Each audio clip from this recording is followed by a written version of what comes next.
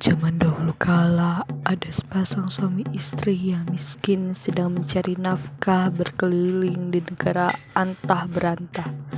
Nama raja di kerajaan tersebut bernama Maharaja Indradewa. Beberapa raja takluk kepada Baginda dan menghantar peti tiap tahun kepada Baginda. Maka pada suatu hari Baginda sedang ramai didatangi raja-raja, menteri, dan rakyat pun berdatangan. Si miskin pun sampai ke hadapan itu. Setelah dilihat banyak orang, si miskin sepasang suami istri itu dengan pakaian yang compang-camping dilemparkan batu dan kayu oleh banyak orang. Lalu badan si miskin pun berdarah dan bengkak-bengkak. Baginda raja pun bertanya karena mendengar suara riuh di luar. "Apakah yang gempar di luar itu?" Dan salah satu prajurit pun menjawab, "Ya tuanku, orang melempar si miskin tuanku." Baginda pun menyuruh mengusirnya. "Usir mereka, jangan membuat onar di halaman istanaku." "Baik Baginda," jawab sang prajurit. Maka si miskin diusir jauh-jauh hingga di tepi hutan. Malam itu si miskin tidur di pinggir hutan. Keesokan harinya, ketika mereka terbangun dari tidur, rasa lapar sudah teramat sangat melilit perut. Maka pergilah sang suami mencari rezeki menuju ke pasar.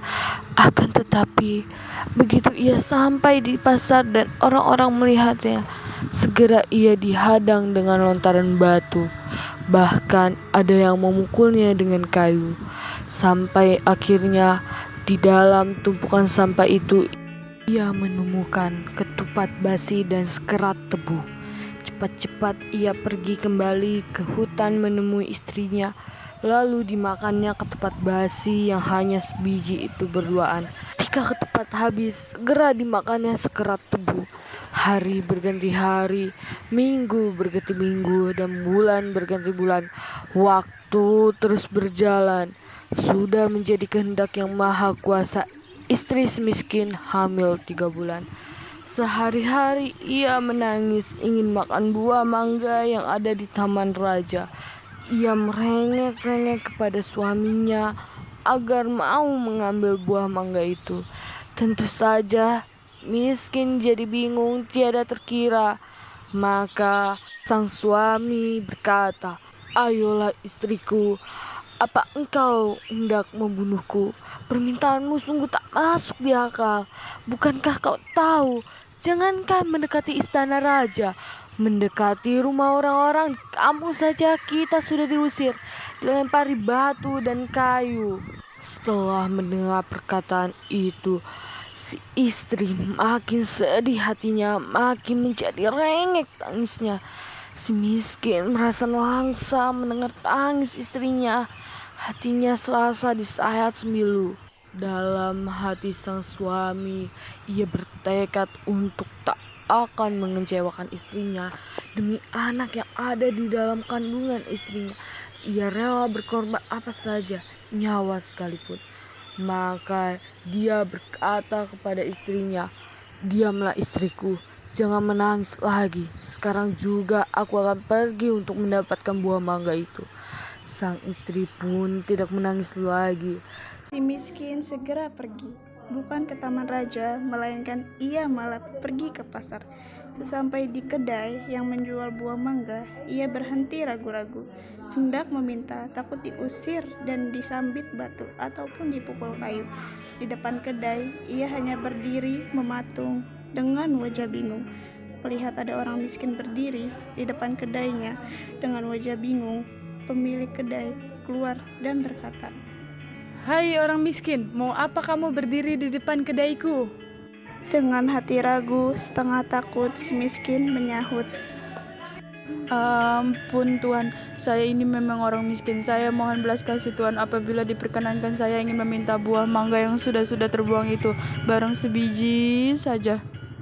"Istriku, lihat apa yang kubawakan untukmu. Tak hanya buah mangga, tetapi juga buah-buahan segar, kue dan pakaian ini untukmu semuanya." "Suamiku, aku tak mau makan buah mangga dan buah-buahan lain, serta kue yang kau bawa dari pasar ini. Lebih baik aku mati saja Aku hanya ingin makan buah mangga dari taman raja saja. Ini bukan mauku, tapi ini keinginan anak kita yang ada di dalam kandunganku. Tolonglah wahai suamiku. Bagaimana caranya aku bisa makan buah mangga dari taman raja? Pada akhirnya sang suami pun pergi ke istana. Hai si miskin, mau apa kamu datang ke istana? Ampun tuanku baginda raja, beribu-ribu ampun apabila diperkenankan hamba yang miskin. Mohon agar kiranya boleh mengambil daun mangga yang sudah berjatuh ke tanah itu. Hendak engkau apakan daun mangga itu? Untuk dimakan baginda. Ambilkan barang setangkai buah mangga dan berikan kepada si miskin ini. Baik baginda. 3 bulan kemudian pun sang istri meminta kembali buah nangka yang berada di halaman kerajaan. Pergi engkau datang ke istanaku, hei orang miskin. Ampun tuanku, ampun beribu-ribu ampun. Hamba ingin meminta daun nangka yang telah gugur di taman paduku itu. Sehelai saja. Akan kau apakan dengan daun nangka itu? Untuk hamba makan tuanku raja.